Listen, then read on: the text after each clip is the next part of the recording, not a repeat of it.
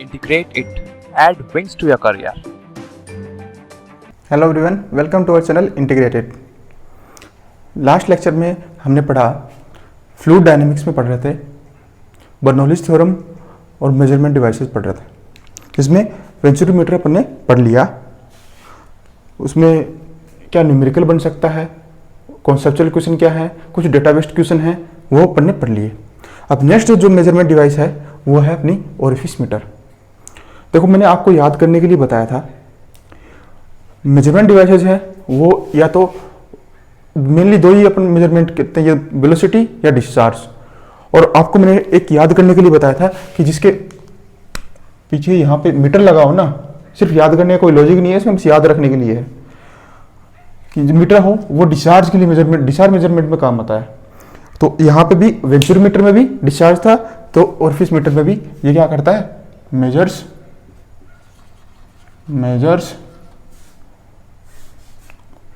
Discharge. ये पहला question अपना बन गया कि क्या मेजर करता है, डिस्चार्ज मेजर करता है। क्वेश्चन फर्स्ट बन गया अपना। सबसे जो फ्रिक्वेंट क्वेश्चन होते हैं, वेंचुरीमीटर हो चाहे ओरिफिस मीटर हो या फिर आगे मेजरमेंट डिवाइस पूछेंगे, डिवाइसेस पढ़ेंगे, उनमें यही क्वेश्चन पूछा जाता है कि ये क्या मेजर करता है। उसके बाद में सारी चीज़ें बाद में आती हैं। उसके बाद वो उनके जो coefficient of velocity, coefficient of contraction या कोफिशिएंट ऑफ डिस्चार्ज की वैल्यू पूछा जाता है। अब देखो, इसको मैं इसकी कंस्ट्रक्शन डिटेल बताऊं थोड़ा, उससे आपको कुछ समझ आएगा। ये कुछ ऐसे होता है, ये अपना कोई पाइप है, उसमें ऐसे यहाँ पे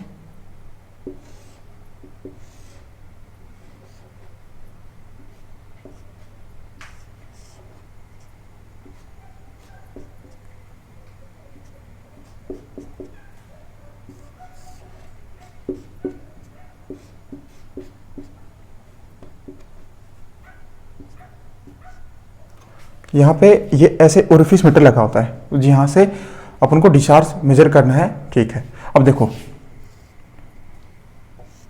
ये अपने पास पाइप है, उसमें फ्लो जैसे ऐसे करेगा, फ्लो कर रहा है ऐसे, और यहाँ से आएगा, यहाँ से फ्लो ऐसे हो रहा है, और इसको थोड़ा सा अच्छे से बनाओ तो देखो फ्लो ऐसे हो रहा है, और यहाँ पे चेंज हो गया इसका पाथ, और ये ऐसे आ गया। सेम यहाँ फ्लो ऐसे हो रहा है और ये ऐसे आ गया, और यहाँ पे जो है ना इसका एरिया क्रॉस सेक्शन का मिनिमम हो गया, और ये फिर से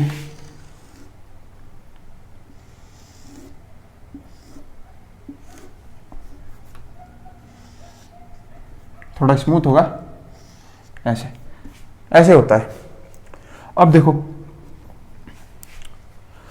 अपन को इसमें क्या लगानी होती है, बर्नौलीज थ्योरम या फिर एनर्जी इक्वेशन उसी को बोलते हैं, उससे अपन को सारे मेजरमेंट जो है उसके तरीके से जैसे अपन ने पढ़ा था वेंचुरीमीटर में वही लगाया था। तो यहाँ पे भी देखो ये अपना ओरिफिस मीटर यहाँ पे लगा दिया, पाइप है, ये फ्लो हो रहा है ऐसे।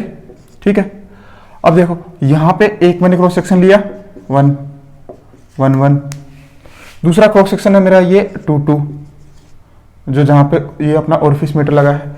ये तीसरा क्रॉस सेक्शन जो है ना, इसको बोलते हैं कोफिशिएंट ऑफ, ये सीसी आता है, उसको बोलते हैं वेना कॉन्ट्रैक्टा, वेना कॉन्ट्रैक्टा,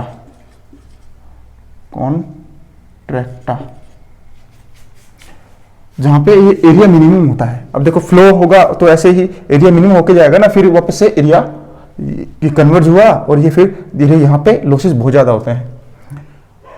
ये इसका जो है क्रॉस सेक्शन यहाँ पे अचानक से कम कर देता है, इसकी वजह से क्रॉस यहाँ पे लॉसेस बहुत ज़्यादा होते हैं, और ये एरिया जो मिनिमम एरिया बना है इसको बोलते हैं वेना कॉन्ट्रैक्टा, इसको बोलते हैं ये सीसी नया क्रॉस सेक्शन, ये सीसी। ठीक है, अब देखो, अब अपन को निकालना है, अपन को डिस्चार्ज मेजरमेंट करना है। तो इसमें एनर्जी इक्वेशन या फिर जिसको बर्नौलीज थ्योरम बोलते हैं, बर्नौलीज थ्योरम अप्लाई कर दो, कहां पे, एक तो क्रॉस सेक्शन 1 एंड सीसी के बीच में अप्लाई कर दो। वहां से जो है डिस्चार्ज मेजर कर सकते हैं, जो कि वो न्यूमेरिकल पार्ट बनता है और थोड़ा लेंथी पार्ट बनता है, तो अपने इसमें पूछा नहीं जाता है। तो ये बस आपको ये पता होना चाहिए कि एनर्जी इक्वेशन या फिर बर्नौलीज थ्योरम वो कहाँ पे अप्लाई होती है। एक तो क्रॉस सेक्शन, जहाँ पे एरिया जो है, जो क्रॉस सेक्शन एरिया वहाँ फुल में आ रहा है, और एक जो है ना यहाँ पे ओरिफिस मीटर के बाद में वेना कॉन्ट्रैक्टा पे, ओरिफिस मीटर पे नहीं, वेना कॉन्ट्रैक्टा पे, जहाँ पे एरिया और भी कम होता है, उस पे और इन दोनों के बीच में लगता है ये एनर्जी इक्वेशन। ये आपको पता होना चाहिए, बस ये पता हो गया, इन दोनों के बीच में लगता है। अब देखो, इसमें आपको ध्यान रखना है, इसका एरिया निकालें।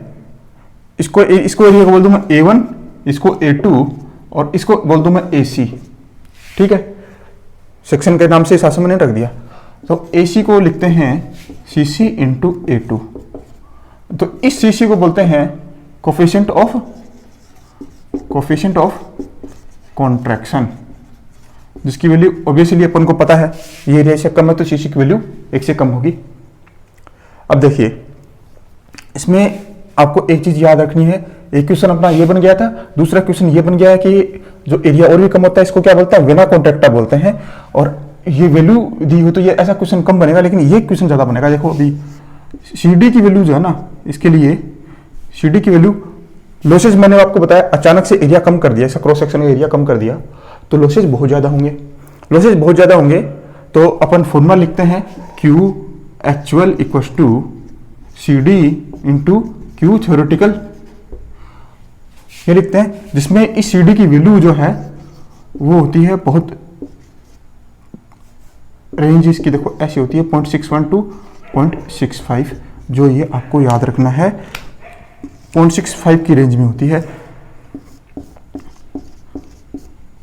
जो थ्योरेटिकल डिस्चार्ज है उसका अराउंड 0.6 के आसपास एक्चुअल होता है। इसका 0.6 into Q theoretical equal to Q actual. तो जो देखो लॉसेज दिख रहे हैं ना आपको, बहुत ज्यादा लॉसेज दिख रहे हैं। इसके लगभग इक्वल था, उसमें ऑलमोस्ट इक्वल था वेंचुरी मीटर में, इसमें लॉसेज बहुत कम थे, एडवांटेज था उसका। लेकिन इसमें क्या लॉसेज बहुत ज्यादा होते हैं, इसलिए CD की वैल्यू 0.66 के अप्रोक्सीमेट होती है, तो एग्जैक्ट वैल्यू 0.61 टू 0.65। अब देखो ये हो गया, सारी चीजें हो गई इसकी सारी चीजें। अब देखो इसका जो न्यूमेरिकल पार्ट है वो अपने एग्जाम में नहीं पूछा जाता है, तो इसलिए उसका वो पढ़ेंगे नहीं। ये थ्योरेटिकल पार्ट था, और या फिर एक वैल्यू बेस्ड क्वेश्चन है वो हो जाएगा अपना। तो ओरिफिस मीटर अपना कंप्लीट है। नेक्स्ट मेजरमेंट डिवाइस पढ़ते हैं। आपको सबसे चीजें ये ध्यान रखना चाहिए, तो ये ध्यान रखने के लिए मैंने बताया था आपको, मीटर है तो डिस्चार्ज हो गया। तो एक क्वेश्चन, दूसरा क्वेश्चन और ये तीसरा क्वेश्चन, 3 क्वेश्चन बनते हैं ओरिफिस मीटर पे, अपना ओरिफिस मीटर कंप्लीट। चलिए नेक्स्ट करते हैं। राजस्थान जेईई के लिए आवेदन प्रक्रिया फिर से शुरू हो गई है, तो आपने पहले अगर फॉर्म फिल नहीं किया था तो फिर से आप रजिस्टर कर सकते हैं। उसका डेट जो है वो अभी तो काफ़ी है, जुलाई तक है, लेकिन फिर भी आप लेट ना करें। तो अगर फॉर्म फिल पहले आपने नहीं किया, ध्यान रख लो आप चीज़ को। वैसे फेसबुक पेज पे और ग्रुप में शेयर कर दिया था, लेकिन फिर भी सोचो बता दूँ। ठीक है, अपना नेक्स्ट डिवाइस पढ़ते हैं। अब डिस्चार्ज मेजरमेंट डिवाइस हो गई, अब पढ़ेंगे वेलोसिटी के लिए। वेलोसिटी के लिए है, पहला है पिटोट ट्यूब, ये काम का है पिटोट ट्यूब। इस पर थोड़ा न्यूमेरिकल भी बन जाता है कभी कभी, और इस पर कॉन्सेप्चुअल क्वेश्चन तो काफ़ी बनते ही हैं। पिटोट ट्यूब, पहली बात तो मेजर क्या करता है, मेजर्स लोकल वेलोसिटी या लोकल वेलोसिटी ये बोलते हैं, ये वेलोसिटी को मेजर करता है। पहला क्वेश्चन क्लियर है। पहला क्वेश्चन क्या पूछेगा कि क्या मेजर करता है, तो ये वेलोसिटी को मेजर करता है, लोकल वेलोसिटी और वेलोसिटी को मेजर करता है। लोकल किसी पॉइंट होता है इसलिए लोकल बता दिया मैंने। अब देखिए इसके आगे होता कैसे है, इसमें क्या होता है, इसमें थोड़ा मैं डायग्राम बना के आपको समझा दूँ। जैसे अपना ये कोई फ्लो हो रहा है पाइप में, और यहाँ पे मैंने ये लगा रखी है पिटोट ट्यूब। अब पिटोट ट्यूब के बारे में बता दूंगा, इसकी क्या, इसका कैसी जैसी होती है इसकी स्ट्रक्चर। अब देखो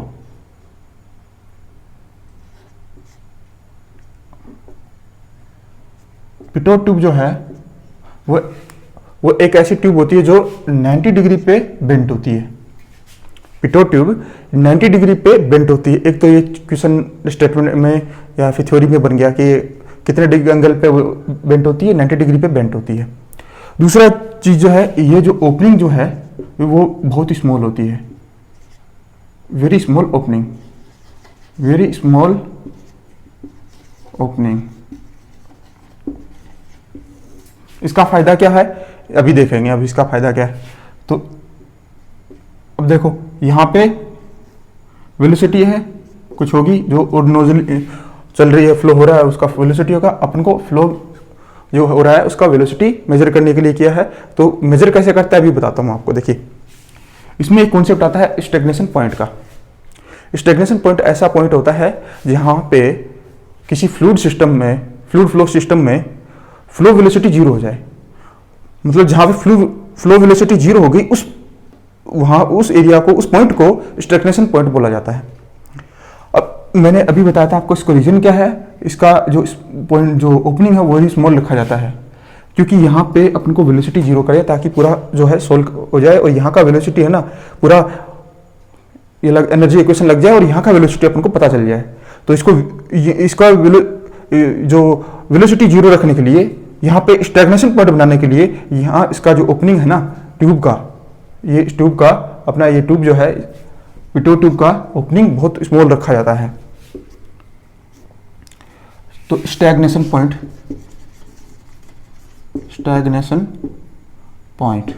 क्या होता है? स्टैग्नेशन पॉइंट फ्लो वेलोसिटी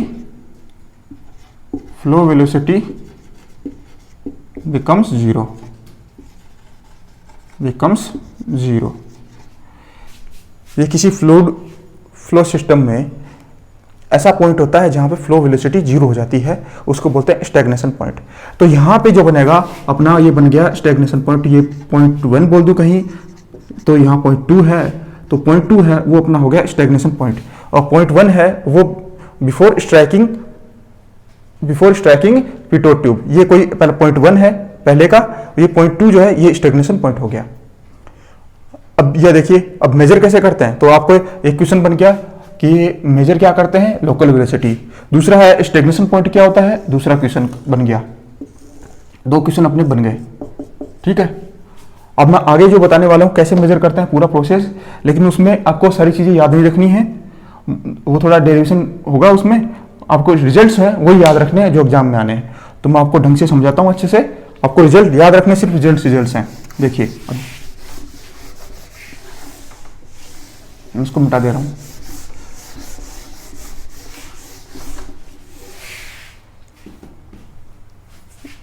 हमने ये कोई जनरल कंडीशन ले ली जिसमें कोई ऐसी पाइप रखी है, ठीक है, इसमें फ्लो हो रहा है, ठीक है। इसमें अपन ने यहाँ पे लगा दी पिटोट ट्यूब लगा दी, और साथ में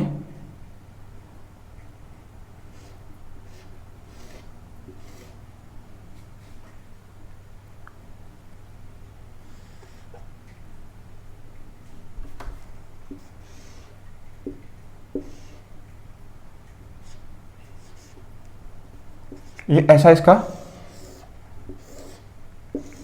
ठीक है। मैंने आपको सामने इसलिए बनाया था आपको पता चले थोड़ा कैसा सिस्टम होता है। अपने कोई जनरल केस ले लिया, इंक्लाइंड ऐसे अपना ऐसा कोई पाइप है, इंक्लाइंड केस में ले लिया, जनरल केस हो गया। अगर हॉरिजॉन्टल है तो उसमें कुछ कंडीशन लग जाएंगे, हॉरिजॉन्टल भी इसी से बन जाएगा, तो वो एक बार में कैलकुलेशन हो जाए। अब देखो ये अपना पिटोट ट्यूब है, और ये जो है साथ में इसको अपने डिफरेंशियल मैनोमीटर लगा रखा है ताकि इसकी जो प्रेशर है वो भी, उसकी वैल्यू भी कैलकुलेट कर सकें। ये पॉइंट 2 है, यहाँ पे कोई पॉइंट 1 है, यहाँ पे कोई ये है पॉइंट 1, ठीक है। अब ये बताओ, मैं इन 2 पॉइंट्स के बीच में एनर्जी इक्वेशन बर्नौलीज थ्योरम लगा सकता हूं। तो देखिए applying Bernoulli's theorem between 1 and 2, correct. आप ये बताइए, मैं लिखता हूं P1 by rho g plus V1 square by 2G plus Z1 equals to P2 by rho g plus V2 square by 2G plus Z2। आपको दिख नहीं रहा हो तो देखिए एक बार हमसे, P1 by rho g plus V1 square अपन 2G प्लस Z1, ये सेम ही दूसरे पॉइंट के लिए मैंने लिख दिया। ये एनर्जी इक्वेशन 1 ये E1 इक्वस टू E2 मैंने यहाँ पे किया है, करेक्ट है। अब यहाँ पे बताइए मुझे पॉइंट 2 तो क्या है, पॉइंट 2 है अपना स्टैग्नेशन पॉइंट, वहां पे क्या हो जाती है, फ्लो वेलोसिटी 0 हो जाती है। तो पॉइंट टू या स्टैग्नेशन पॉइंट वही है,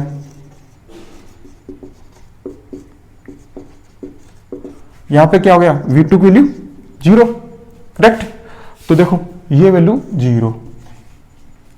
अब मैं V1 स्क्वायर, अब ये बताइए, देखो ये मैं सही लिख रहा हूं, V1 square by 2G equals to P2 by rho g plus Z2। V1 square by 2G equals to, इसको मैंने साथ रख दिया माइनस, इन दोनों को साथ रखे, दोनों को माइनस में लेके मैं ब्रैकेट में रख दे रहा हूं, P1 by rho g plus Z1। अब मैं सब क्यों कर रहा हूं, कुछ रिजल्ट्स निकलेगा इससे, फिर आपको याद रखना है, वो पूछा जाता है क्वेश्चन। इसका कोई न्यूमेरिकल तो कम चांस है, लेकिन कॉन्सेप्चुअल क्वेश्चन या फॉर्मूला बेस्ड क्वेश्चन, फॉर्मूला ही पूछ लिया वही। अब देखो रिलेशन ही पूछ लिया वो, इसको मैंने यहां लिख दिया ऐसा, ये सही है ना स्टेप। अब देखो इसको क्या बोलते हैं, लास्ट का क्लास मैंने आपको बताया था, ये क्या है, velocity head, velocity head.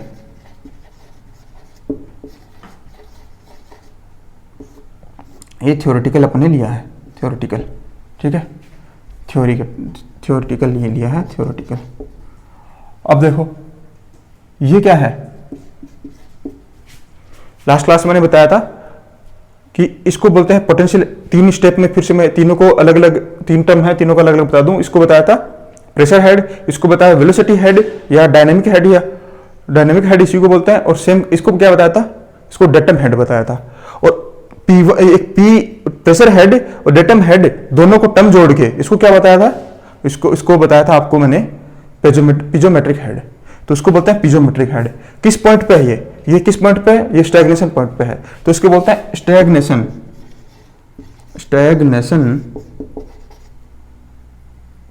पीजोमेट्रिक head, पीजोमेट्रिक head. Minus ये भी पीजोमेट्रिक हेड है, लेकिन कहां पे है, ये स्टैटिक पॉइंट पे ना, किसी स्टैटिक पॉइंट, तो ये बोलते हैं, इसको बोलते हैं स्टैटिक पीजोमेट्रिक हेड, पीजोमेट्रिक हेड। ये रिलेशन है वो, ये पूछ लिया जाता है। तो आपको ये डायरेक्ट, या तो आप क्या काम करो, रट लो, इसको रटना ही पड़ेगा। अगर आप रटने वाला आपसे नहीं होता है काम, तो इसको ये सब इतना कर लो। तो ये मेरे हिसाब से आपसे ये सब नहीं होगा, सीधे सीधे मैंने आपको समझा दिया कहां से आया। तो जो ये सीधे सीधे वेलोसिटी हेड है वो होता है, या तो ये फॉर्मूला याद रख लो और ये बना दो इससे, वेलोसिटी हेड है वो stagnation पीजोमेट्रिक head minus static पीजोमेट्रिक head. ये क्वेश्चन पूछ लिया जाता है कई बार। इसकी वैल्यू न्यूमेरिकल टर्म में पूछे, न्यूमेरिकल में पूछे तो वैल्यू रख दो और आंसर निकालने वाला सीधे सीधे क्वेश्चन वाला ऐसे क्वेश्चन आता है। अब देखो मैंने जनरल फॉर्म लिया था, अब मैं इसको हॉरिजॉन्टल पे रख दूं, 5 को मैं हॉरिजॉन्टल रख दूं, तो क्या हो जाएगा, उसमें Z1 और Z2 दोनों की वैल्यू सेम हो जाएगी। Z1 और Z2 सेम हो जाए, यहाँ पे Z1 और Z2 सेम हो गया, तो दोनों Z2 माइनस Z1 की वैल्यू 0 हो जाएगी। तो ये क्या बचेगा, इसको मैं दोनों में ये गायब हो जाएगा, ये गायब हो जाएगा, Z1 और Z2 दोनों बराबर हो गए, तो ये और ये दोनों गायब हो जाएगा, ऐसे कैंसिल हो जाएगा ना। तो एक टर्म यहां बचेगी, ये पीजोमेट्रिक हेड ना होके, सिर्फ पीजोमेट्रिक हेड ना होके ये क्या बच जाएगा, सिर्फ और सिर्फ इसको प्रेशर हेड बोलेंगे, इसको बोलते हैं स्टैग्नेशन प्रेशर हेड, यहां बोलेंगे स्टैटिक प्रेशर हेड। तो डिफरेंस यही आएगा, अगर हॉरिजॉन्टल पे रखें तो पीजोमेट्रिक हेड की बजाय ये प्रेशर हेड हो जाएगा। समझ गए, इसलिए मैंने इसको जनरल फॉर्म में लिखा था।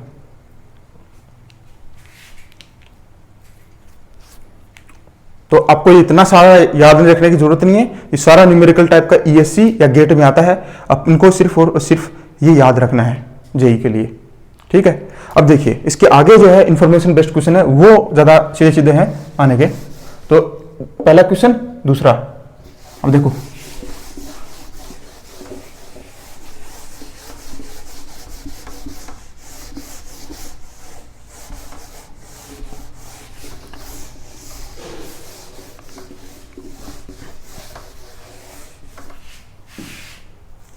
दूसरा क्वेश्चन देखो, दूसरा इससे आगे क्वेश्चन बनेगा। देखो क्या बनेगा, हमने ये रिजल्ट लिखा था v1 square upon 2g equal to p2 by rho जी।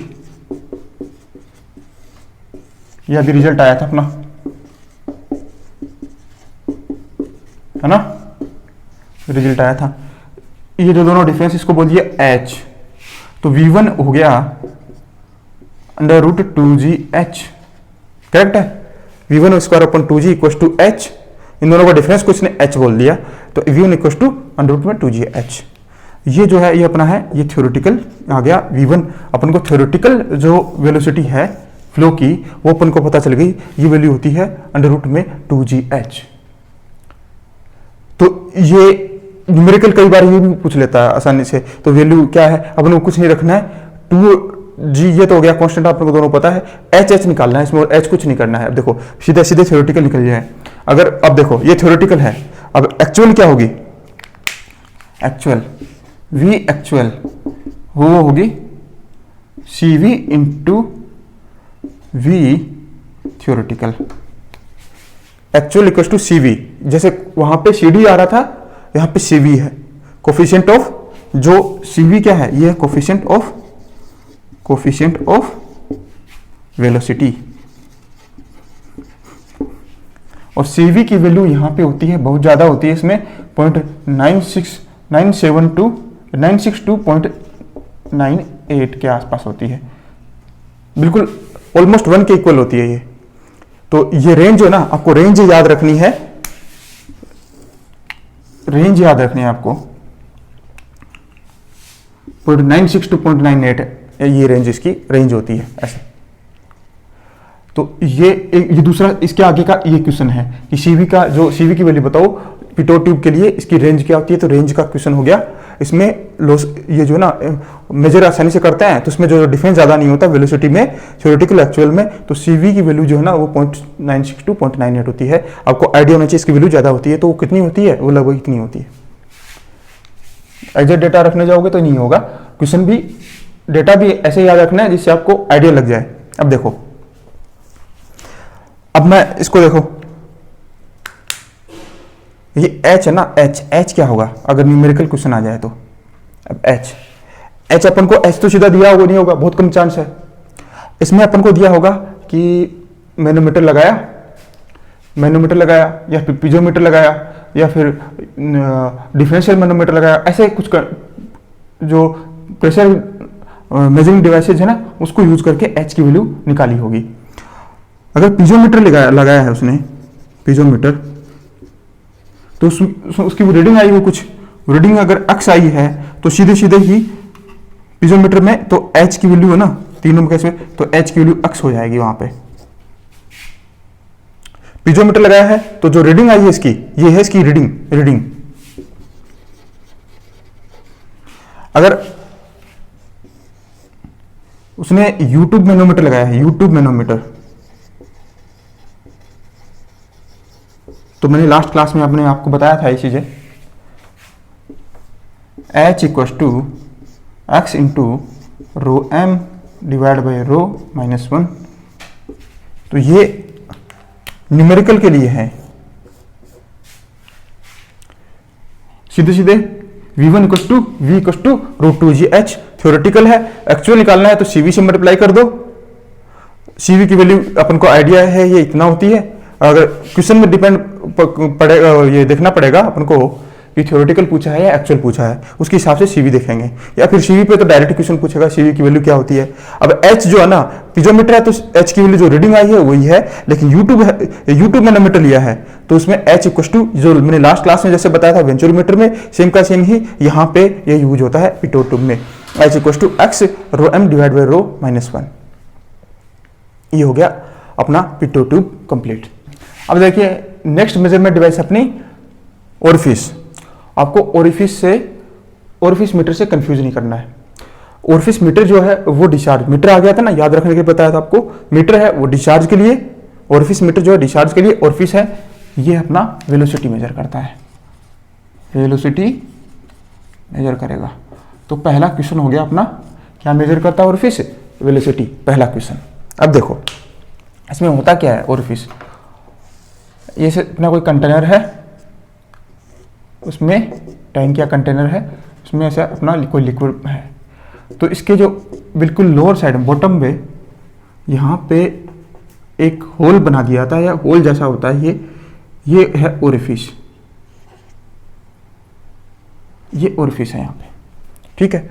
अब यहाँ पे एक पॉइंट यहाँ पे ले लो सरफेस पे, एक पॉइंट जस्ट इसके आगे जहाँ पे बिना कॉन्टेक्टा बनता है ओरिफिस के जस्ट आगे, पॉइंट 1 और पॉइंट 2 के बीच में, पॉइंट 1 और पॉइंट 2 के बीच में एनर्जी इक्वेशन लगा दो, और सेम ही जो कि ये पूरा न्यूमेरिकल या डेरिवेशन के लिए काम आएगा।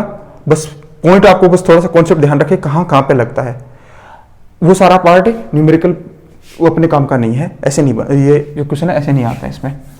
अब देखो थोड़ा लंबा हो जाएगा, बड़े क्वेश्चन बनते हैं, पूरे सब्जेक्टिव वाले क्वेश्चन बनते हैं, या फिर गेट के क्वेश्चन आते हैं। इसमें अगर वेलोसिटी पूछी हो तो अपन सेम की same theoretical v theoretical to √2gh ऐसे लिख देना है अपन को, अगर न्यूमेरिकल पूछा हो तो v theoretical equal to √2gh। Same ही एच जो है बता दिया मैंने आपको, जस्ट अभी बताया था, सेम ही सारा एच जो है वो सेम ही आएगा। पीजोमीटर है तब क्या है, या यूट्यूब मैनोमीटर है तो क्या है, ये सारी कंडीशन आ गई। अब देखो वही सेम ही v actual equal to CV into v theoretical, यही होगा। अब देखो एक था अपने CD पढ़ा, एक अपने पढ़ा CC, एक है CV, इन दोनों में रिलेशन क्या है ये आ जाता है कई बार। तो CD equal to CV into CC, ये है, आपको ध्यान रखना। सीधे सीधे ही पूछ ले कि इन दोनों रिलेशन कौन सा सही है ना, या फिर वैल्यू रख के रख दे, तो ये आप CD equal to CV into CC ये याद रखें। तो पहला क्वेश्चन क्या मेजर करता है? वेलोसिटी। दूसरा question CD equal to CC into CV। दो CD coefficient of discharge, coefficient of discharge, और ये क्या है? कोफिशिएंट ऑफ वेलोसिटी, और ये coefficient of contraction. CD equal to CV into CC। दो क्वेश्चन बन गए, और न्यूमेरिकल बनेगा तो ये ऐसे वैल्यू बनेगा, जो जस्ट पिटोटिक में कहता है वैसे ही न्यूमेरिकल इसमें बनता है सीधे सीधे। अब अपना फ्लूइड डायनेमिक्स का जो ये पार्ट है वो मेजरमेंट डिवाइसेस का वो कंप्लीट हुआ है। इसके आगे चलना है अपन को वोर्टेक्स फ्लो। तो वोर्टेक्स फ्लो पढ़ते हैं, मेजरमेंट डिवाइसेस हो गई, बर्नौलीज थ्योरम हो गई, और वोर्टेक्स फ्लो पढ़ेंगे। और न्यूमेरिकल इसके फ्लूइड डायनेमिक्स के और फ्लूइड काइनेमेटिक्स के एक साथ में करेंगे। कॉन्सेप्ट वाले क्वेश्चन, कुछ क्वेश्चन तो मैंने कराए आपको, कुछ क्वेश्चन अब नेक्स्ट लेक्चर में बहुत सारे क्वेश्चन करेंगे, ताकि आपको पूरा जो है प्रैक्टिस हो जाए और समझ में आ जाए क्वेश्चन कैसे होते हैं। न्यूमेरिकल भी होंगे इसमें, कुछ कॉन्सेप्ट वाले क्वेश्चन भी होंगे। अब देखो नेक्स्ट अपना वोर्टेक्स फ्लो। वोर्टेक्स फ्लो पहले सुना आपने लेक्चर में, कहीं नाम आया था?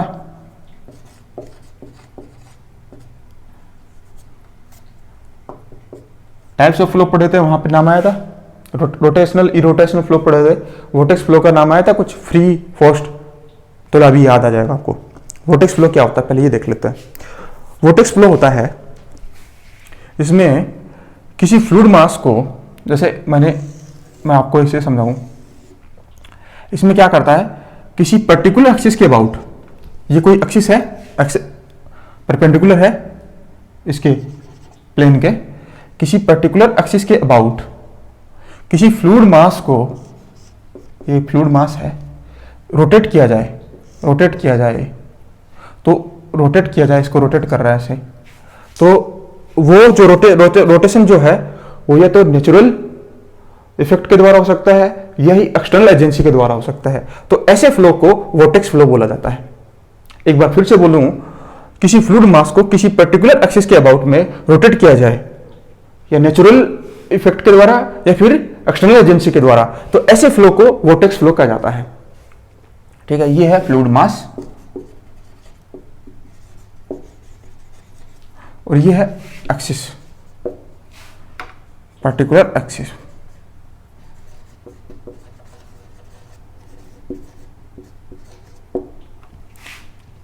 और ये है, इसको रोटेट करा रहा है, रोटेशन। तो ये अपना कहलाता है वोर्टेक्स फ्लो। ये दो टाइप का होता है, इसको क्लासिफाई कर आगे तो क्लासिफाई ऐसे करते हैं, free vortex flow, forced vortex flow.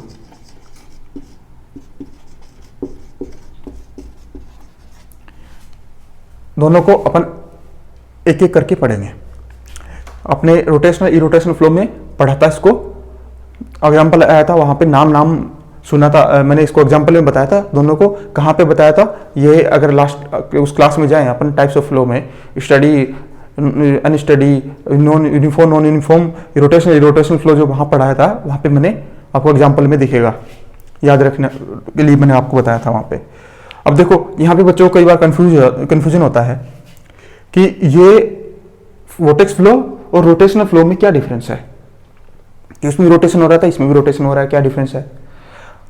आपको ध्यान हो तो मैंने ये बताया था, रोटेशनल फ्लो में क्या होता है, जैसे किसी डायरेक्शन में फ्लूइड पार्टिकल्स मूव कर रहे हैं,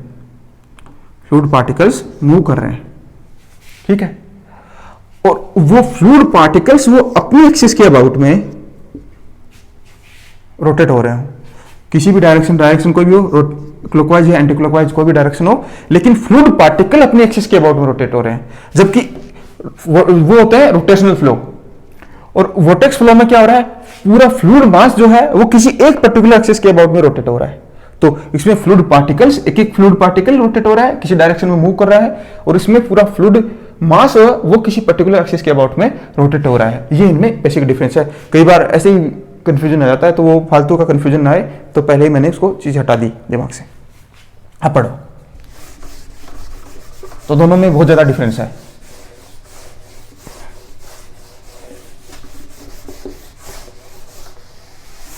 अब फ्री वोर्टेक्स फ्लो, अब देखो free vortex flow,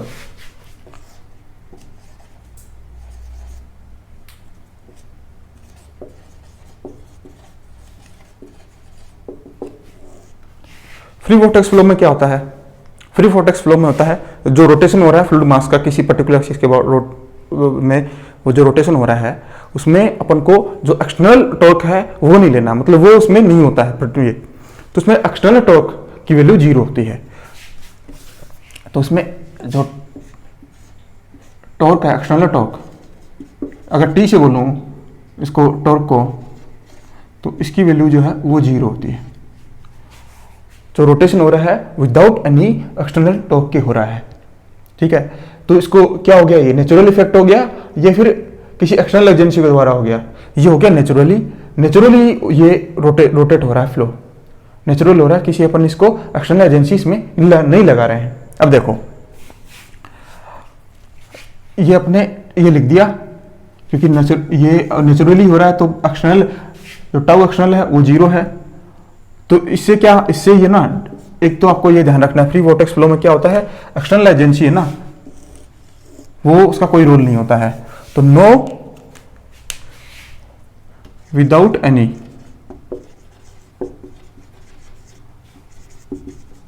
external torque.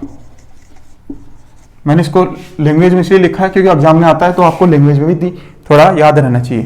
वैसे पूरे नोट्स अवेलेबल होंगे, पूरा सिलेबस कंप्लीट होगा जैसे ही इसका सब्जेक्ट का पूरा हो जाएगा, सिलेबस होते ही लास्ट लेक्चर में आपको नोट्स मिल जाएंगे, लेकिन फिर भी मैं आपको यहाँ पे ही बता दूं, लैंग्वेज में ऐसे मिलेगा विदाउट एनी एक्सटर्नल टॉर्क, पूरी डेफिनेशन वोर्टेक्स फ्लो की उसके साथ में विदाउट एनी एक्सटर्नल टॉर्क को जुड़ जाएगा।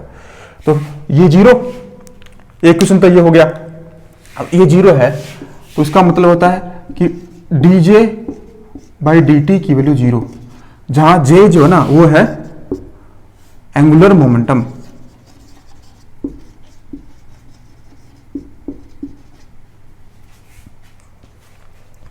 जो एक्सटर्नल मोमेंट, ये एक्सटर्नल टॉर्क जीरो है, तो इसका मतलब हुआ कि जो एंगुलर मोमेंटम है वो कंजर्व्ड रहता है। तो लैंग्वेज में ये भी लिखा होता है कि फ्री वोर्टेक्स फ्लो में क्या होता है, तो एंगुलर मोमेंटम है वो कंजर्व्ड होता है, वो चेंज नहीं होता है, तो एंगुलर मोमेंटम वो कंजर्व्ड होता है। और इसी को ये बोलते हैं moment of linear momentum. Linear momentum इसी को ऐसा बोला भी जाता है। ये तो अपन 12th क्लास में पढ़ते हैं, ठीक है। तो ये एंगुलर मोमेंटम कंजर्व्ड रहता है। दूसरा क्वेश्चन हो गया। इसी एग्जांपल्स पे आपको याद रखने हैं, लेकिन दूसरा क्वेश्चन, पहला ये क्वेश्चन बन सकता है, दूसरा क्वेश्चन ये हो गया जो मोमेंटम, जो एंगुलर मोमेंटम वो कंजर्व्ड रहता है। अब देखो इसका आगे मैं इसको लिखूं तो ये लिख सकता हूं d by d t m we r equal to 0। ये मोमेंट ऑफ लीनियर मोमेंटम का क्या होता है, मोमेंट होता है एम वी, और इसका मोमेंट तो मल्टीप्लाई बाई आर, तो एम वी आर बन गया। जैसे आपको पता होगा सीधे एम वी आर होता है, J equal to M we R. अब देखो इसको मैं इंटीग्रेट कर दूं तो क्या आ जाएगा, m we r equal to constant. मैंने इसको इंटीग्रेट किया है, m we r equal to constant, सही है। अब देखो इससे क्या निकल गया, V inversely proportional to R। मैं ये लिख सकता हूं या नहीं लिख सकता हूं, क्योंकि मास तो चेंज होने वाला नहीं है ना, मास नहीं चेंज होगा इसमें, मास तो वही रहेगा, मास कंजर्व रहेगा। तो देखो m ये कांस्टेंट हो गया, तो V inversely proportional to R। R जो है ये रेडियल डिस्टेंस, V है वेलोसिटी ऑफ फ्लो, और R जो है रेडियल डिस्टेंस, इसके एक्सेस से, इसके सेंटर से डिस्टेंस है। तो ये एक रिलेशन निकल गया है, उससे एक कर्व भी बनता है। तो एक क्वेश्चन, दूसरा और तीन क्वेश्चन बन गए। इसका मीनिंग हुआ विदाउट एनी एक्सटर्नल टॉर्क, इसका मतलब हुआ d J by d t equal to 0। इसका मतलब हुआ जो एंगुलर मोमेंटम है वो कंजर्व रहता है अपने फ्री वोर्टेक्स फ्लो में। तीसरा है इसमें जो वेलोसिटी है वो इनवर्सली प्रोपोर्शनल है किसके, रेडियल डिस्टेंस के। तीसरा इसका मीनिंग ये हो गया। इसका कर्व बनता है जस्ट इससे, ये देखो इनवर्सली प्रोपोर्शनल है तो कर्व कैसा बनेगा, कर्व आपको बनाना आता होगा ना, बेसिक चीजें हैं। तो देखो 3 क्वेश्चन बन गए, अब एक बस कर्व का और बनना है।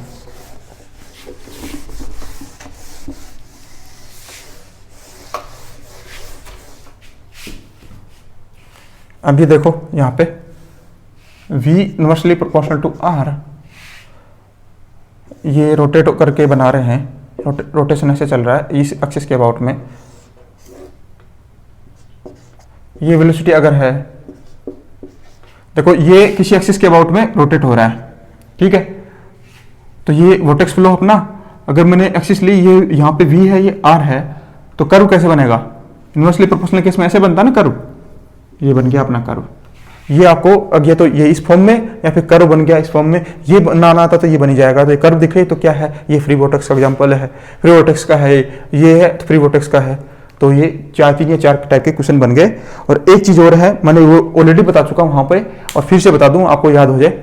जो फ्री वोर्टेक्स है वो क्या होता है, ये इरोटेशनल होता है, रोटेशनल होता है, ये इरोटेशनल होता है, इरोटेशनल फ्लो होता है, इरोटेशनल फ्लो। इसको मैथमेटिकली प्रूव कर सकते हैं, लेकिन वो सारी चीजें प्रूव करने वाली सब चीजें अपने सिलेबस में नहीं है, वो पूरा थ्योरेटिकल बड़ा सा वो डेरिवेशन हो जाएगा, तो वो काम का नहीं है। तो एक जो ऑलरेडी मैं बता चुका हूं टाइप्स ऑफ फ्लो में, तो ये कौन सा एग्जांपल था, एग्जांपल किसका था, इरोटेशनल फ्लो का एग्जांपल था। तो एक ये क्वेश्चन और है एक्स्ट्रा वाला। तो अपना हो गया फ्री वोर्टेक्स फ्लो कंप्लीट हो गया। अब है नेक्स्ट फोर्स्ड वोर्टेक्स फ्लो।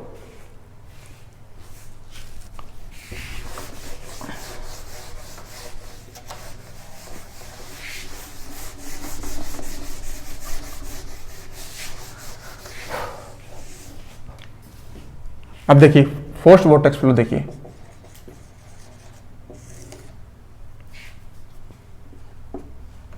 इसमें क्या हुआ, देखो जैसे ये अपना कोई कंटेनर है, यहाँ पे फ्लो ये किसी पर्टिकुलर एक्सिस के अबाउट में रोटेट कर रहे हैं। यही तो होता है, यही तो कर रहे थे, किसी मास, फ्लूइड मास को पर्टिकुलर एक्सिस के अबाउट में रोटेट कर रहे हैं। इसमें क्या होता है, फोर्स वोर्टेक्स फ्लो से नाम से पता चल रहा है इसमें कोई एक्सटर्नल एजेंसी यूज होगी जिसमें एक्सटर्नली इसमें रोटेट किया जाएगा। ठीक है, इसमें क्या किया जाता है कि जो रोटेशन दे रहे हैं, जो एंगुलर मोमेंटम, जो एंगुलर वेलोसिटी दे रहे हैं ओमेगा या डब्ल्यू, उसको कांस्टेंट रख के इसको रोटेट किया जाता है। फोर्स वोर्टेक्स फ्लो में किसी फ्लूइड मास को किसी पर्टिकुलर एक्सिस के अबाउट में रोटेट कर रहे हैं जहां पे अपन एंगुलर वेलोसिटी है उसको कांस्टेंट रख रहे हैं। ऐसा होता है फोर्स वोर्टेक्स फ्लो में। तो ये जो काम की है ना चीज, बस ये हो गया। अब जब यहाँ पे ये करेंगे तो ये ऐसे ऐसे बन जाएगा, ये शेप ऐसे से बन जाएगी इसी सरफेस की, टॉप सरफेस की। ठीक है, अभी बताइए ओमेगा या डब्ल्यू आप जो भी बोले इक्वल टू कॉन्स्टेंट। अपन जानते हैं v equal to r omega, correct. तो v proportional to r, correct. अब देखो सेम ही कर्व बना दो, तो ये क्या हो गया, प्रोपोर्शनल हो गया ना। अब तो बना दोगे कर्व, ये हो रहा अपना वोर्टेक्स फ्लो। यहां पे मैं अगर v ले, इस एक्सिस पे अगर मैं r ले, तो क्या सीधे सीधे स्ट्रेट लाइन आ गई, स्ट्रेट लाइन आ गई। ये इसका ऐसे इसका कर्व बनेगा। इसमें क्या है, ओमेगा या डब्ल्यू जो है एंगुलर वेलोसिटी उसको कांस्टेंट रखा जाता है, तो उससे v प्रोपोर्शनल टू r बन जाता है और ये अपना कर्व बन जाता है। प्रोपोर्शनल में सीधे सीधे स्ट्रेट लाइन आएगी, करेक्ट। ये फर्स्ट वोर्टेक्स फ्लो, ये होता है अपना रोटेशनल फ्लो होता है, rotational flow, rotational flow.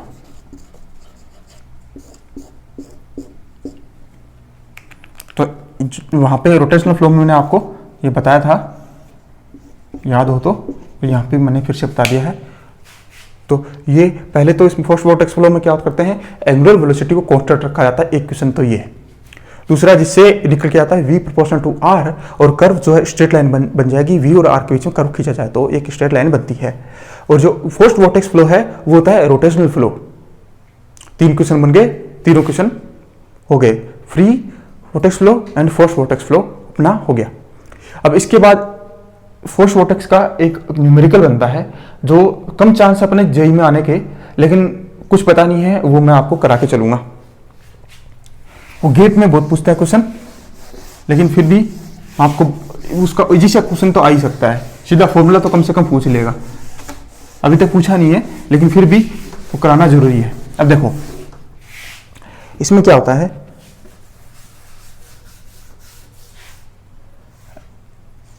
Equation of free surface of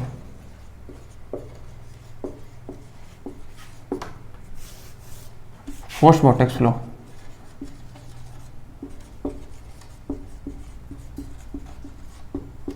ये इक्वेशन निकालनी है। अगर अभी जस्ट ये मैंने आपको जस्ट ये अभी डायग्राम बनाया था, वही फोर्स वोर्टेक्स फ्लो में जो उसकी फ्री सरफेस बन रही है। फोर्स वोर्टेक्स फ्लो में क्या करते हैं, अपने पास ये कोई कंटेनर है, ठीक है, जिसमें कोई अपना ये लिक्विड या फ्लूइड जो अपने भर रखा था उसको रोटेट करते हैं किसी एक्सिस के अबाउट में, कांस्टेंट उसका एंगुलर वेलोसिटी होता है, ऐसे करते हैं रोटेट, ठीक है। अब क्या होगा देखो, ये इनिशियली ऐसा था जहां पे W ये कुछ रोटेट नहीं किया था, तो इनिशियली ऐसी सरफेस थी। इनिशियली मैं 2 बना दूं डायग्राम में, एक ही बनाना चाह रहा था। इनिशियली ऐसी थी सरफेस, अब क्या हो जाएगी, मैं इसको रोटेशन दे दूं तो ये हो जाएगा, यहाँ पे था इनिशियली यहाँ पे, और मैंने इसको रोटेशन दे दिया इस एक्सिस के अबाउट में, इसको रोटेशन दे दिया ओमेगा।